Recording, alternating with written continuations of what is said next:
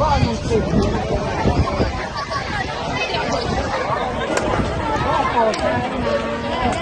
วันชนะเลิศในการแข่งขันเป่าแคนครั้งที่2คุณอายุ7-14 ปี ได้แก่หมายเลข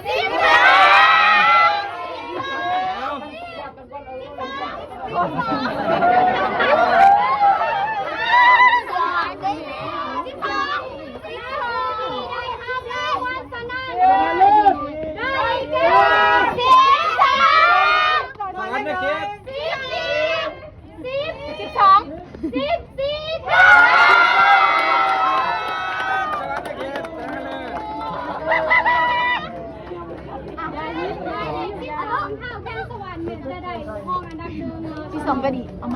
มาซื้อหลายเลยมาจากแดนสวรรค์เทศได้ครับรางวัลที่1ว่ามันให้นอนอันนั้นล่มเลยเต้าเก่งเต้ามวนนี่หรือแอลดีมาชมเพื่อนเสียงแคนแดนสวรรค์ผู้เพียงพินทาง